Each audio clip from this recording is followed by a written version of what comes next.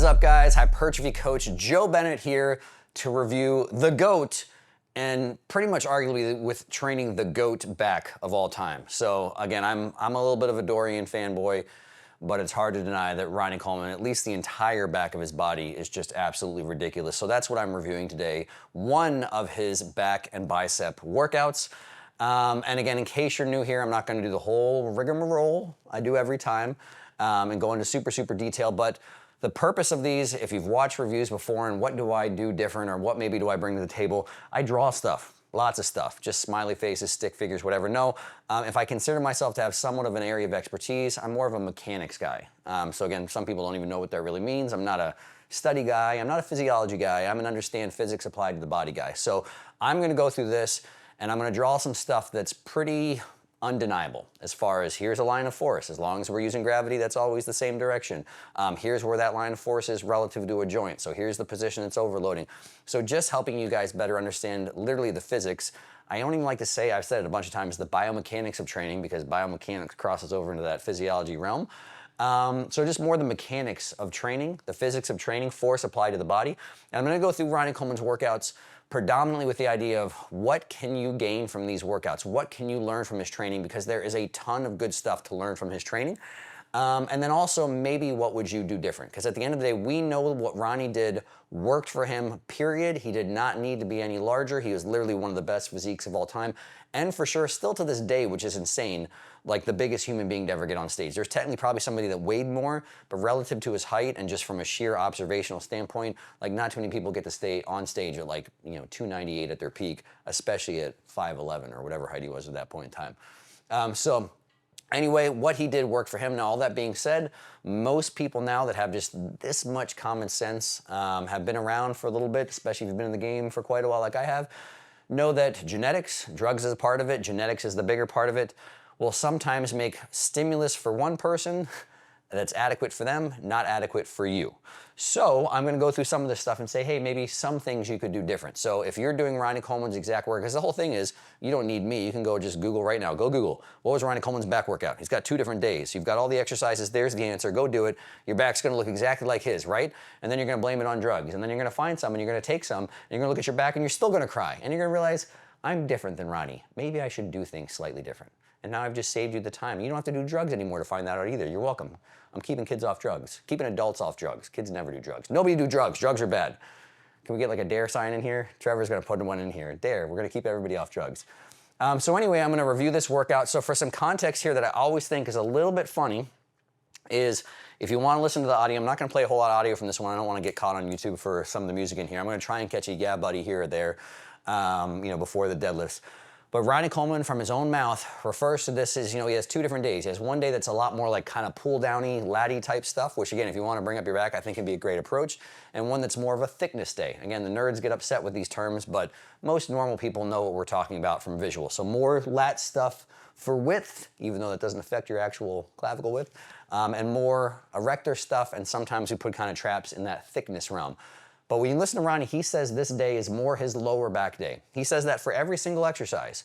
So some people always say that they gotta do bent over rows and they gotta do T-bar rows because Ronnie did them, and they're saying how they're good for lats or they're good for upper back or whatever. Ronnie literally says all of these exercises are some of his favorite for lower back. And when going through this, especially some of them, I guarantee he feels the vast majority of them in his lower back. So we're gonna get in, I don't ever wanna nitpick, but again, we're gonna go to the realm of something maybe slightly different for you. The 3 main exercises he does are predominantly for lower back. So if you're gonna do some rows and row variations and you don't want it to be another exercise for your lower back, then maybe we'll do some of those slightly different. So let's get at it. Enough of me talking. Step number 1, if you're training at Metroflex, move the fan. So we'll see that to start because it's approximately 120 degrees in there year round. I actually in winter, I don't know, I've been there, it's like gets down to like 30. So it's just insane. Basically, it's just either, like your face is melting hot, or it's freezing cold, and one way or another you're training in an environment harder than other people.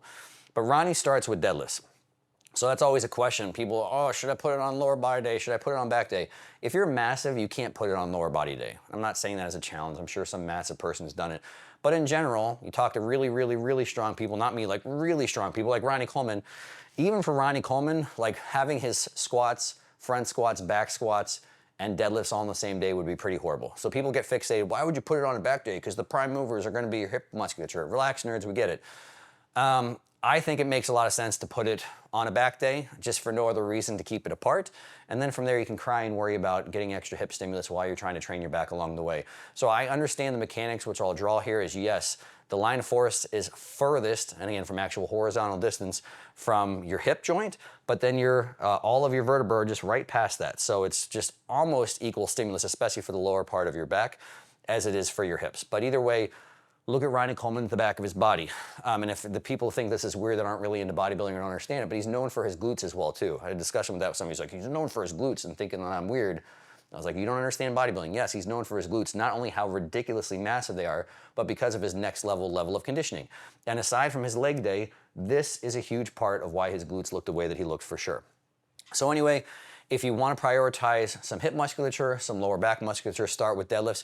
I also don't think it's a bad approach. Maybe if you have one back day and you want more like lats are your priority, hopefully you guys have figured out by now this is a very simple thing that bodybuilders figured out a long time ago, and science can now prove as well too and show in different studies. Whatever you train first gets priority.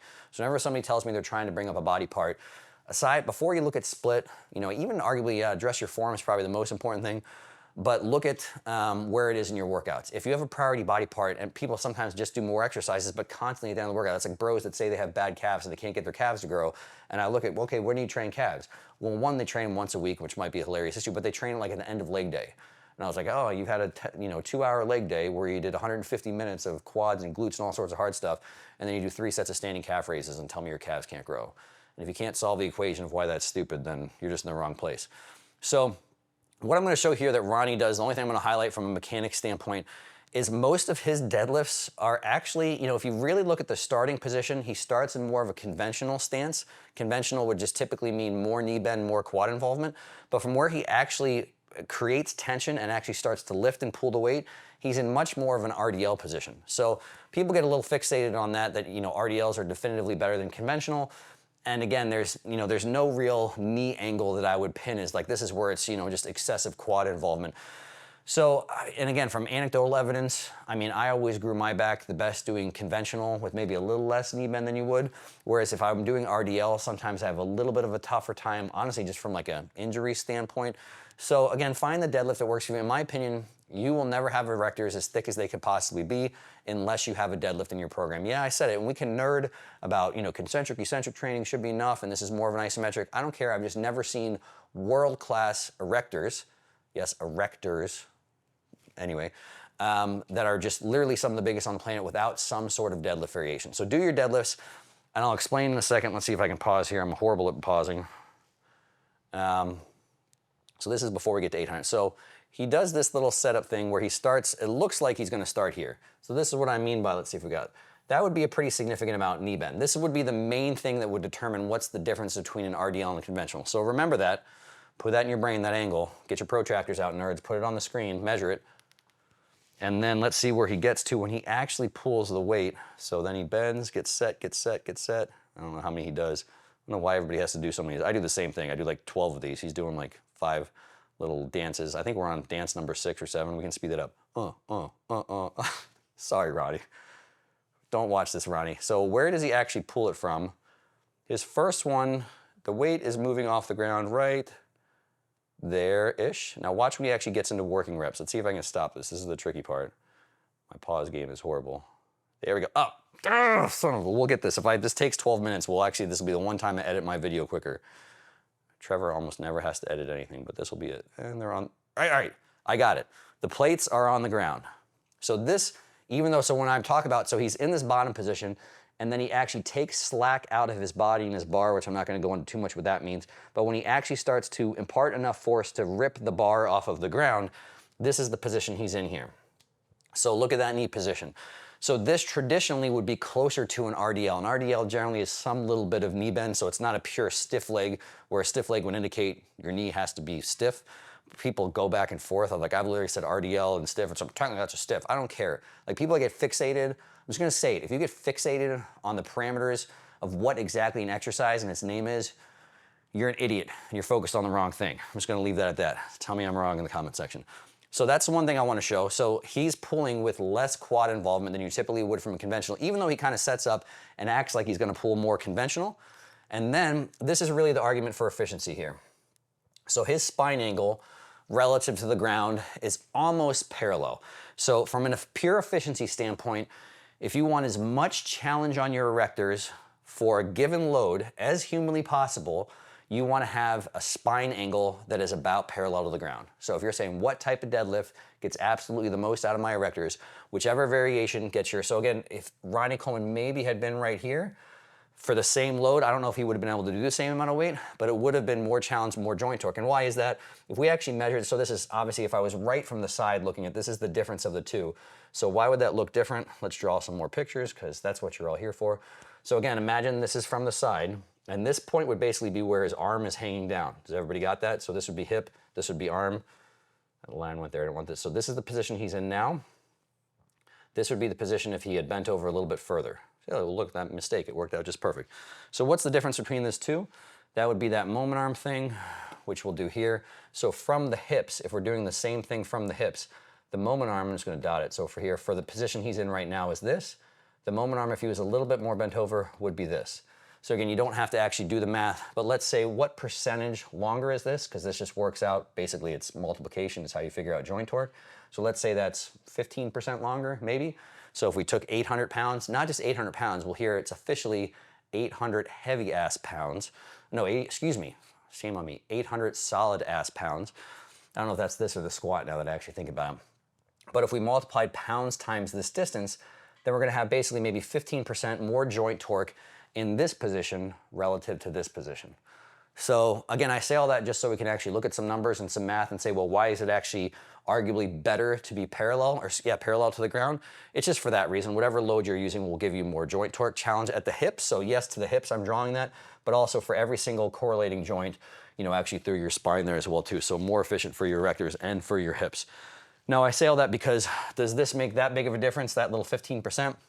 What ends up happening here most of the time is, I'm gonna make this up, Ronnie Coleman, I could guarantee could probably prove me wrong, but if he's doing 800 pounds here for 2 reps in this position, which he does, he probably could only do maybe 770 pounds or something. It's probably not even 15%, but maybe 15% difference, 15% less here.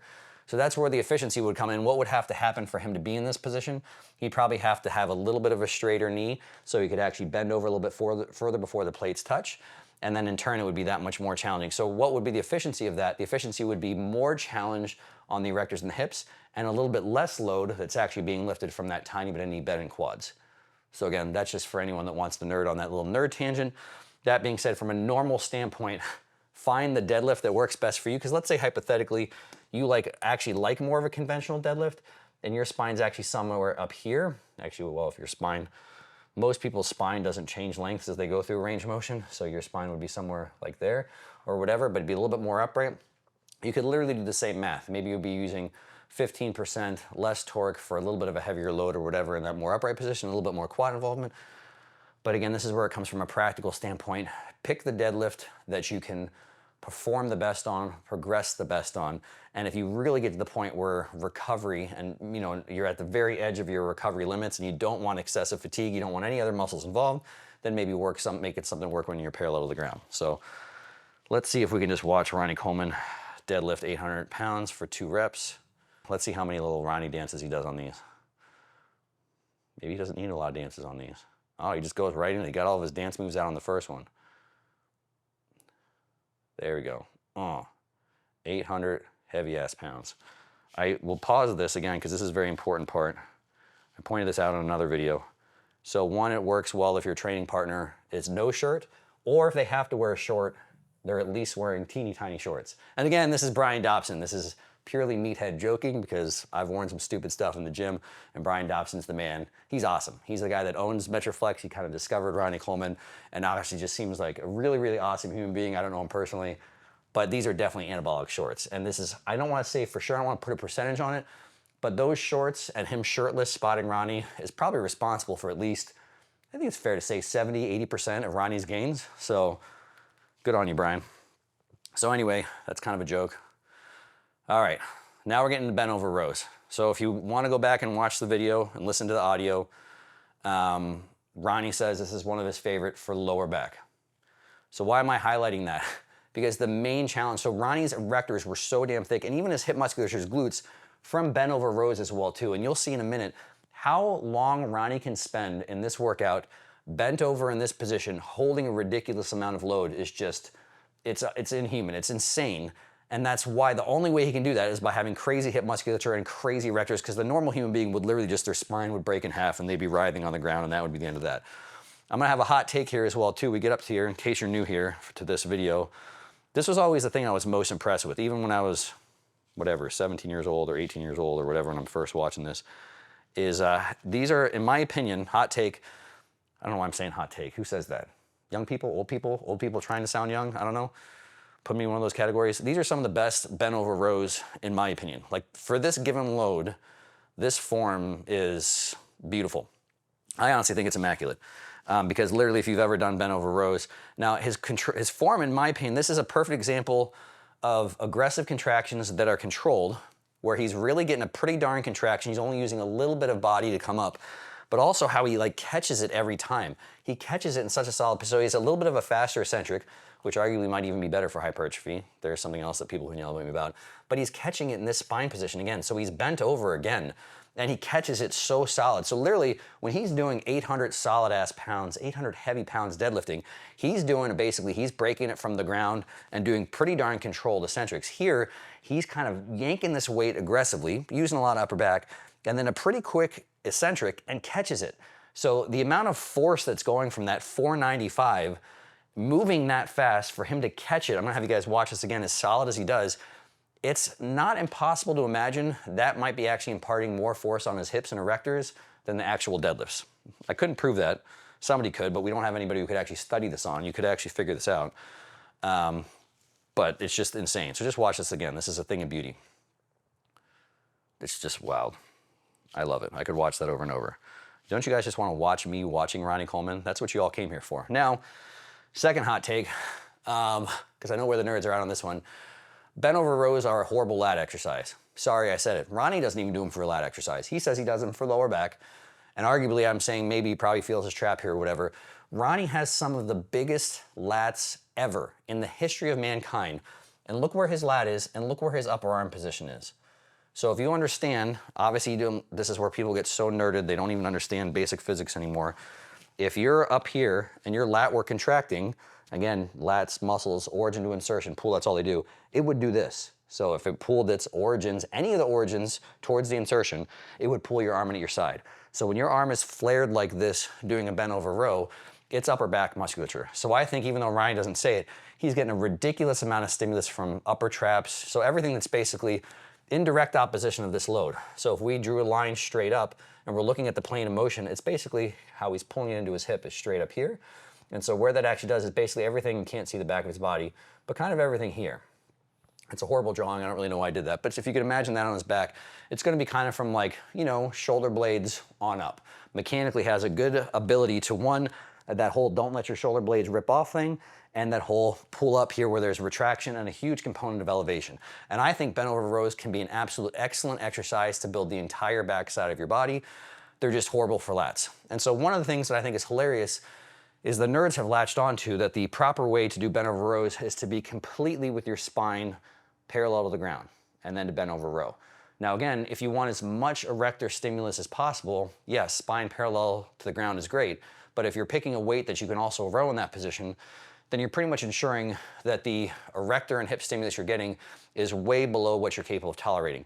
And if you're picking basically what you can row here, it's like the lateral raise of back movements. There's only one part of it that's hard. So people will say, well, this isn't good because now you're not getting much of a stretch. And I'll agree that obviously if we look at our arm and the angle here bent over, you know, maybe we're going through 40 degrees of shoulder flexion. And now if we go down here, so we go from here and then we go to here, we go from 45 to 90 degrees and say, well, that's better because there's more range of motion. There's still no challenge in that additional range of motion that you picked up when that weight's hanging straight down. The top part is still the only hard part. And it's like saying, like, if you want to get more stretch, it's like arguing that, like, oh, if I do like a dumbbell lateral raise, it's like talking about, I want, instead of coming to here, I should come down here because there's more stretch. When the reality is, this is not a stretch lat. In no way, shape, or form will this ever be a stretch lat. This is the bottom position of a bent over row when your spine is parallel to the ground. I want to do a stretch lat. Watch, there's these exercises called pull downs, pull overs, whatever. There's a whole other, depending on who you want to talk to, 90 degrees, if you're super flexible, more than that. I'm not saying you need to do that for a shoulder joint, but there's a whole additional, bit of GH joint that's a lot of lat. There's a whole lot of elevation and protraction that's more lat. So you're kind of basically taking an exercise that no matter what way, shape, or form you do it, at a 45-degree angle or bent over, there's no lat stretch occurring from any practical definition of lat stretch. That's like saying right here is a bicep stretch. What's better for bicep stretch? If I'm going here or here, it's like if I'm doing a curl like this, this isn't great. This is better for bicep stretch. That's probably the best analogy equivalent. Is like, don't curl like this, that's dumb because there's no stretch. Curl like this because there's a better stretch. And then we're just neglecting, if I actually want to stretch my bicep, we're like ignoring another 9 degrees range of motion. So that's my bent over row rant. Horrible exercise for lats. Sorry, everyone's gonna be upset about that. Great exercise for upper back, particularly in my opinion. That's what you should pick your load by. And I love the upright position personally. If you look at where that line of force lines up with, focus on how much can you move your shoulder blades. And then again, you can pick up some extra stimulus along the way. If you followed my content, I totally understand the argument too for a chest pad, chest support. So if you want to have your erectors not be enough, so if you don't just want an insane amount of erector stimulus like Ronnie does here, then maybe use a chest support at some point in time as well. My optimal back workout would be a deadlift and then a chest supported upper back row because my erectors hopefully get enough from my deadlift. But I can't really argue against. If you want some more erector stimulus for whatever reason and a lot of upper back, do some bent over rows like Ronnie Coleman does bent over rows. And if you want a better stretch for your lats, pick an exercise that takes the lats near their stretch length. Novel idea. What else we got? You can't do these videos without talking about the bent over rows. So again, if you listen to the video, Ronnie Coleman says this is one of his favorite lower back exercises. And so because of Ronnie Coleman, and I get it, like this is awesome. Like just pause this right here. Ronnie Coleman, I couldn't pick that weight up. Probably couldn't pick half the weight up. I don't remember what he says. I think he has 12 plates on there. So the fact that he has 12 plates on the bar, he's got it in the corner. Lord only knows what's holding that bar in the corner. I didn't see it there. It's not just Brian Dobson's foot. There's like some magical things holding. Because if you've ever done bent over rows with 12 plates, like that just wants to rip up. And I've seen that happen sadly many times, or entertainingly many times. But anyway, so the fact that he's picking up this load, I think the main thing that Ronnie's getting here, again, is more everything stimulus. So he's in this position after everything he's already done. Right about here, I think is a pretty safe guess for where his torso position is. He's holding this weight here like this. So what is happening after doing deadlifts, after doing bent over rows, which we already discussed is just absolutely insane, he's doing it again. So that's why he says, he says all this stuff is lower back exercise because that's probably his fatigue point in every one of these exercises. So even though he's doing bent over rows, and I'm sure getting a lot of upper back, because he just did deadlifts with 800 pounds before him, he's probably still feeling lower back. And now when he's doing this, that's why he says out of his own mouth, this is for lower back, is because he's predominantly feeling this in lower back. So if you're doing corner T-bar rows because you want lats or upper back, Ronnie didn't even say he did these for lats or upper back. If you want to do them because they're awesome, because watching Ronnie do it is awesome, like this is a sport that Ronnie excels at better than any human being that's ever played this sport of 12 plates in the corner T-bar rows, then play that sport. You're still going to lose to Ronnie. But if you want to develop any part of your back really that moves your upper arm, it's probably not the best exercise. For one, Ronnie is wide. He's ridiculously wide. Look at what he's doing. Like he's more likely, I'm surprised he doesn't rip the handle apart this way. That's probably happened some point in time, not on video. So he's fighting internal rotation the whole time. And we'll go through this. And again, I'm not picking on this because again, Ronnie says it's for lower back. So good for Ronnie getting lower back. But if you're gonna do this, don't take what Ronnie Coleman did out of context. So one, we're gonna look at something here. So here's his arm completely straight. So there's the elbow joint. So stick with me here. And here's his upper arm at his side. So everybody's got this, put this in your brain. There's that. So here's how much, that's the angle there. So we're at 180 degrees. So visualize now his upper arm motion at his side as well too. So here's the shoulder joint. If we're training back, if we're training lats, how much can that upper arm move? That's what the lats do. They move the upper arm. They can influence the scapula a little bit by pulling on the upper arm. So let's see if I can get the top here. It's tough because he does this one a little on the quick side. Come on. Oh man, I already missed it. Oh, wait, son of a... How do I miss it? Come on, get something. This is tough to get at the top. Trevor might have to edit this one. No, oh, I had it. I got it, yes! So if we're looking at upper arm, how much is that moving? What are we gonna give that? 40 degrees? Guys, literally, I know some nerd has a protractor near them right now. Protractor that for me. I'm gonna guess that's around 40. I don't think that's quite 40, 45. So we're going from a lat position here to here, maybe an upper arm position from here. We're going about 40 degrees range of motion. Again, that elbow is completely flared. So again, from a sheer physics standpoint, his upper arm's out here. If a lat contracted, it would pull this way. So if anything, it's upper back type stuff, and we're moving through about 45 degrees range of motion. If his shoulder blades are moving a good bit, maybe it's a little bit upper back. Moving in front of him and away from his body, this is going to have to be a little bit more rear delt. So we've looked at the shoulder joint, but also look at the elbow joint. The upper arm has moved through approximately 40 degrees range of motion. The elbow joint has moved through approximately 90 degrees range of motion. So under load, it's pretty fair to say that, and again, we'll talk about Ronnie doesn't have to train a whole lot of biceps. That's a lot of biceps. Most people, that would be the failure point. There is some human being for sure that can take 12 plates and be in this position, and they can probably shrug it. There's probably not any human being that can half curl like Ronnie is half curling 12 plates at the end of a bar. So I would argue this is a lot of lower back stimulus. If you actually go back and watch the video through, it's a lot of lower back and a lot of elbow flexors. And if you actually watch some of the ones in between sets, he's like looking at his biceps and rubbing his biceps. Look at his biceps. I mean, they're pretty big. I mean, look at those biceps. There he goes. Let's check it out. What kind of set was that for the back? Ooh, hey, look, my biceps are pumped. So anyway, if you want to do a bent over row, if you want them for biceps and erectors, do them like that. If you want them for another body part, or you want them for a different development, if you want your upper arm to move more, maybe the goal is how much you can get your upper arm to move so your scapula can move more, pick something with a wider grip so you can move your upper arm more freely. If you go back, let's see if I can get this point. Ronnie Coleman says it's somewhere along here. I'm gonna turn the volume on for a second. I basically just finished that up with let's see. rolls, T-bar rows, plates. a billion plates. My record breaking. Right, what do we got? Heavy.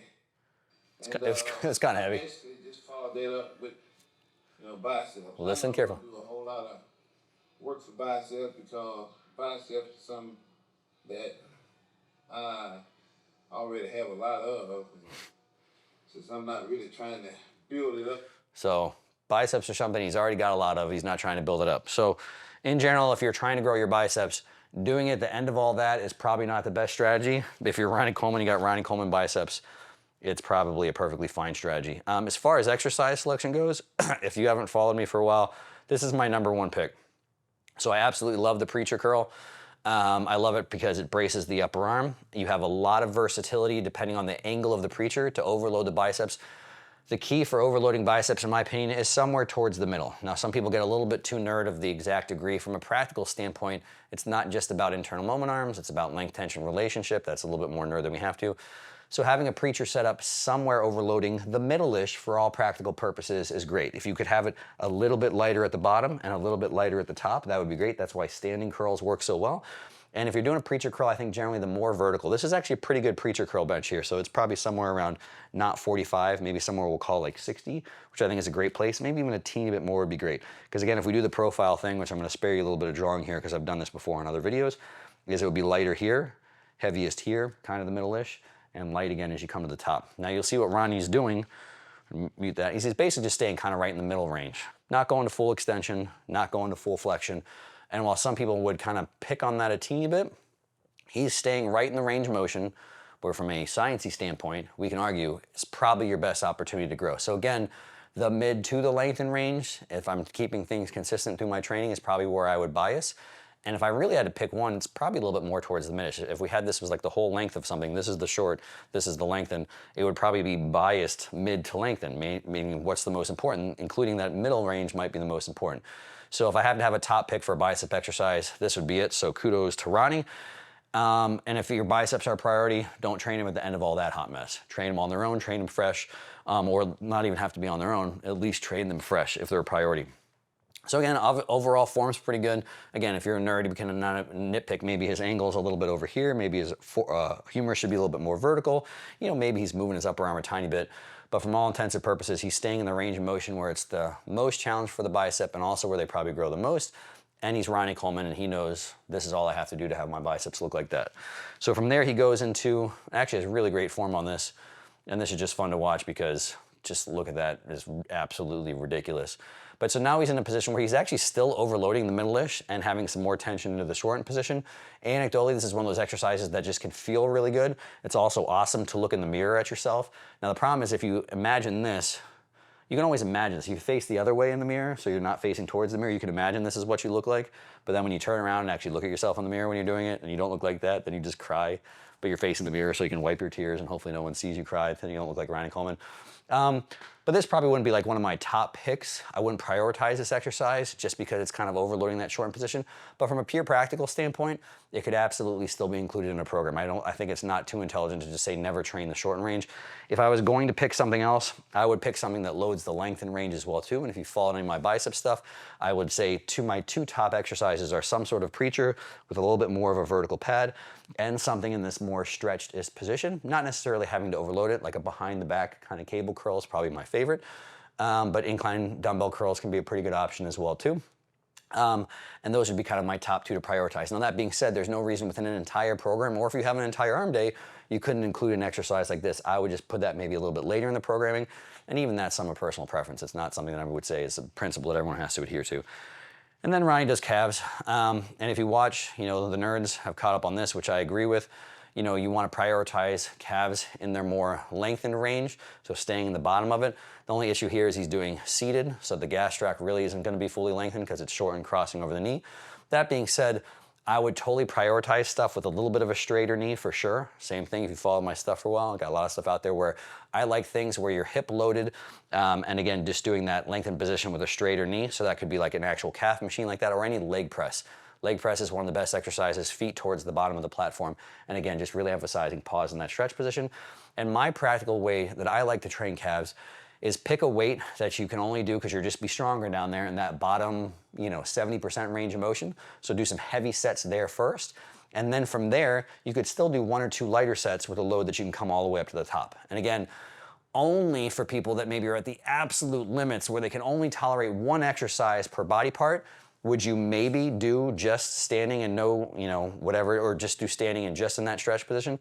But for normal people, I think you could still prioritize that. Then maybe do a couple sets still coming to the top. You're still producing force there. You can still train close to failure there.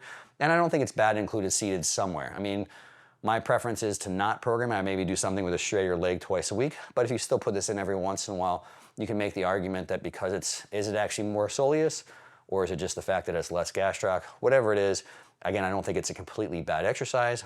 I would just, prioritize more straight leg stuff first. So that is Ronnie's back, bicep, and calf day. There's a calf one in there.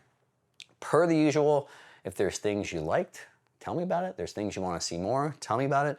If you want to tell me how I'm a jerk and Ronnie's awesome and I'm small and he's big and I shouldn't even be breathing the same air that his screen version of himself is breathing, tell me that in the comments down below as well too. But hopefully you guys are enjoying the series.